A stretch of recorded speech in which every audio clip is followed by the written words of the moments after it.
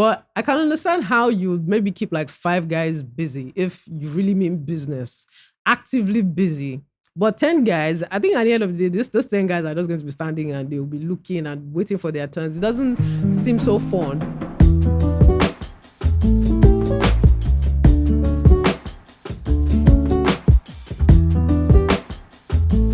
Hi guys, my name is Thandie and I'm based in Lagos, Nigeria. I just graduated uni. I'm very, very much confused about my life. I do not know what I'm doing with my life, but I know that there are a few things that I have interest in. At the moment, I majorly do content creation. I'm new to it, but I'm into making videos about movies. I talk about movies, series, and my one true love, books. That is literature, majorly African literature. And at the end of the day, it just usually boils down to Nigerian literature because Nigerian literature just kind of like saturates the market. But yeah, literature, I'm going to eventually talk about that eventually because there's a book that I want to really share with you guys. But first of all, at the moment, the major thing that I do is content creation. And I'm trying to be more intentional about it. It's something that I started in uni. I kind of wish I paid more attention to it. But at the moment, this is what I'm doing, trying to figure out a bunch of things about myself. But one thing I know that I love is to have conversations. I have conversations with strangers all the time on the road, at the bank, and we just talk about the most random things and whatever comes up. And one thing that I've always wanted to do is to just be in a situation where I have conversations documented about the things that we try to avoid, the things that are quite important to us, but we avoid. And at the same time, sometimes we end up just laughing about it and turning everything into jokes. And but I just feel like there are a lot of underlying things that affect our society in one way or the other, or the way we look at things as a society, our mentalities in this country that are bizarre, weird. I do not want to say backward, but some of them are. And I majorly just want to do that with different kinds of people. And majorly, they are going to be surrounded around human relationships, friendships, to some extent, marriages. I'm not married, I'm very, very young, but marriages and the way we see it, relationships, definitely, because I know there are times that I look at conversations around relationships and I'm like, oh, more but the thing that we try to do like, oh, this is cringe, it's something that affects all of us. And it is more important than we try to admit, or it's more important than we'd like to admit. And it's one of the things that causes a lot of fights online, on Twitter, when it comes to gender biases, gender inequality, gender based violence. And we just try to have the whole misogyny, misandrist conversations. But there are actual important things that affect us. And those are the kinds of conversations that I want to be having with people. And I hope at the end of the day, a lot of meaningful and impactful conversations will be able to be had. I know I had already mentioned that I'm into African literature and all of that. So I want to share with you what I am currently reading, and that is The Rest of You by Mame Blue. Now, Mame Blue is a British Ghanaian writer, and this is her debut novel. The Rest of You is one. I'm actually not done reading it yet, so I'm not going to talk about it yet. But of course, I'm going to do a review and drop it later. But so far, it's looking quite interesting, and it's one of those stories that are quite deep because it involves the main character, Whitney. She's living a life where she feels like a few things are out of place because she relocated to London at a very, very, very young age. So she has very little memory of her past life in Ghana. And it's something that the one person that has the answers to that has decided to be tight lipped about it. But she also feels like there are things that she really needs to know about her culture, where she comes from, and just things like that. And that's majorly one of the reasons why I read, and I read not just Nigerian literature, but literature across Africa.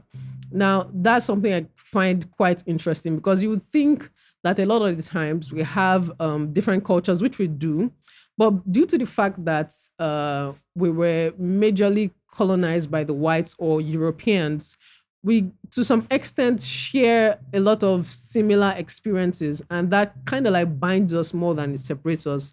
But we like to We like to avoid it. We like to avoid those conversations, and we like to act like these things are what keeps us apart. But actually, we're more similar than we are different.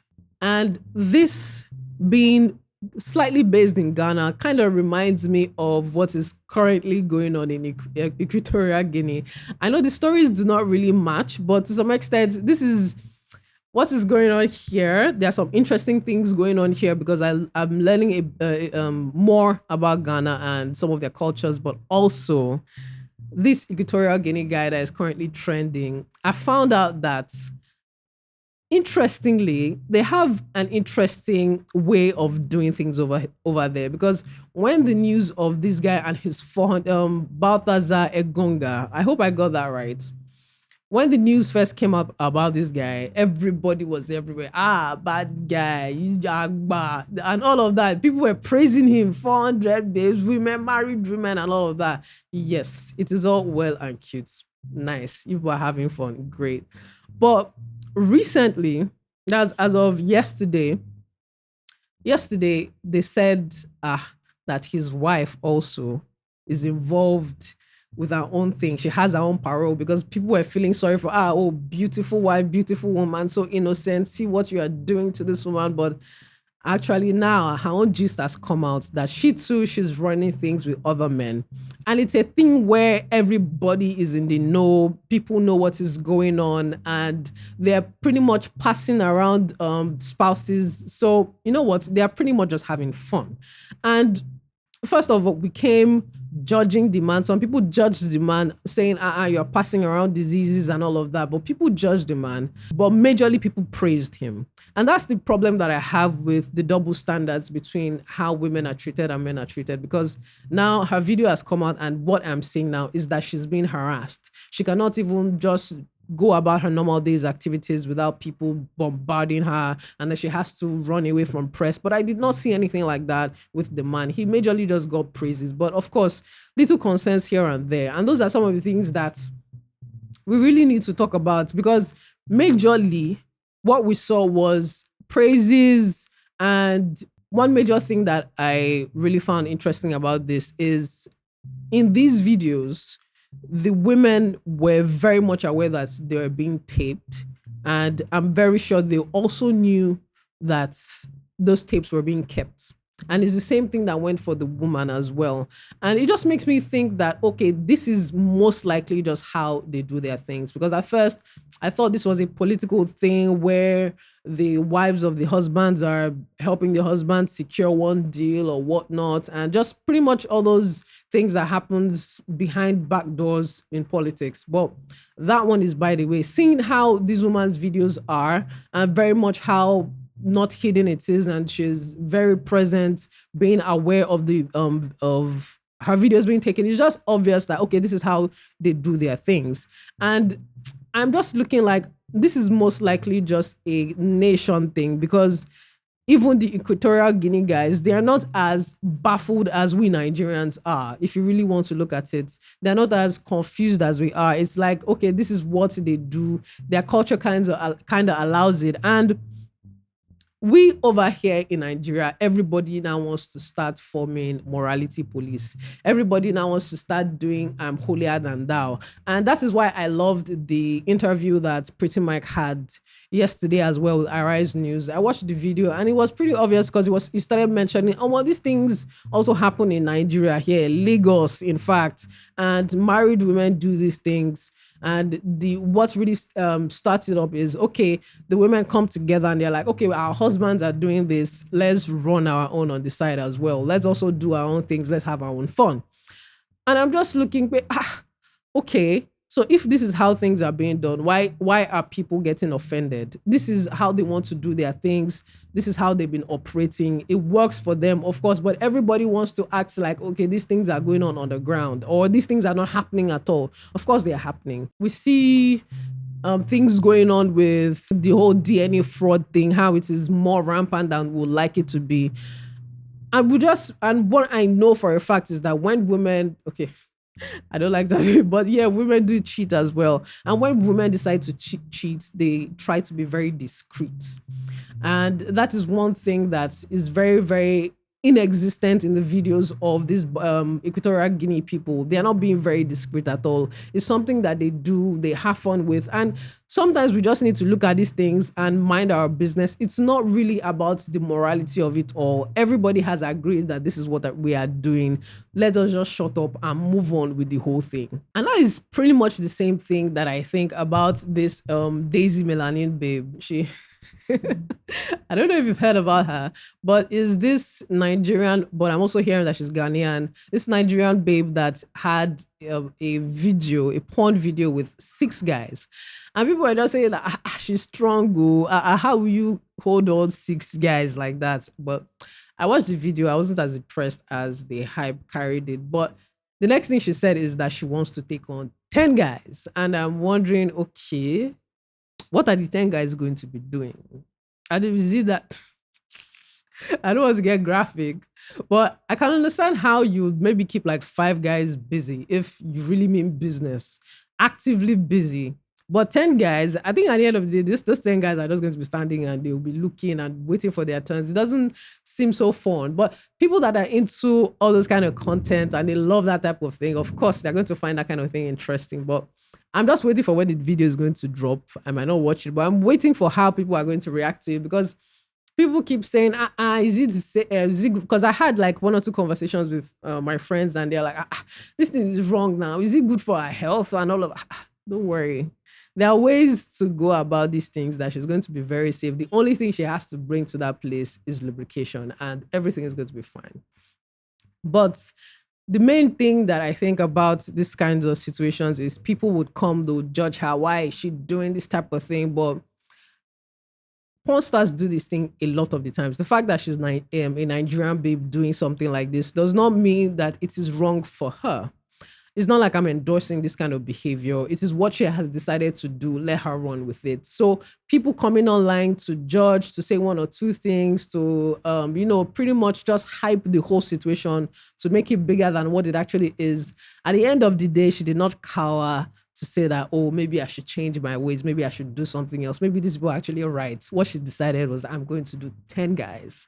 And so you people see that at the end of the day, all this banter, all this talk, all this attention that these kinds of videos bring about, it just fuels people into doing what they actually want to do. And every noise that we try to make about these things, it doesn't really matter.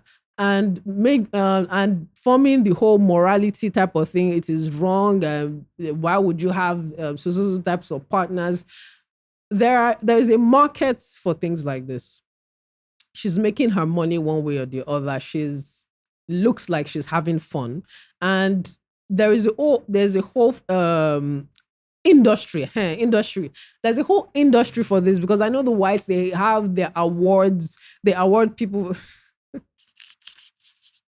They actually do award stars for best in this category, best in this category. And it's just interesting to watch because sometimes I see clips of those kinds of videos and I know that this is an industry that money moves around, this type of industry, because it is based on desires of everybody. It's not even a case of men want to see this or women want to see this.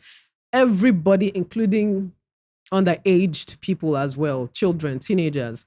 And because it is something that gets so much attention, why are you bastardizing it? It is not the kind of conversation that you have now. It is not it is not how you bastardize it that is going to make it bad. Nothing is going to change. The industry is going to thrive. Stars are going to make their money out of it. The people behind the camera, they're going to make their money out of it. And the industry will continue to thrive, whether or not you think that the sins you're committing are not up to the sins that they're committing. And at the end of the day, the only difference is that they are making money out of theirs. You are fornicating for free. What I'm just trying to say is, from the Egonga guy to this babe, we all have what it is that we're hiding. Whether some people decide that they're going to tape it and put it out there, or tape it for whatever reasons that they want to tape it for, maybe for posterity's sake or to blackmail somebody or whatnot. It is that they're doing what they want to do and it's working for them and they're happy about it. So why judge? Anyway, those are the major things that I really wanted to talk about today, besides also introducing my podcast and introducing myself, because each time I post content about something, people engage with my content and they really do not know anything about me. So this is kind of like the beginning of talking more about myself and putting myself more out there. And I'm definitely going to continue doing this. So if you want to follow up on what I'm going to be doing here, this is Talks with Thandie, the podcast. And you can subscribe on YouTube. You can also subscribe here on Spotify if you're listening to the audio version. And you can also find me on Instagram at Talks with Thandie. Follow me, like my content, and all of that. And don't forget to read. So, bye.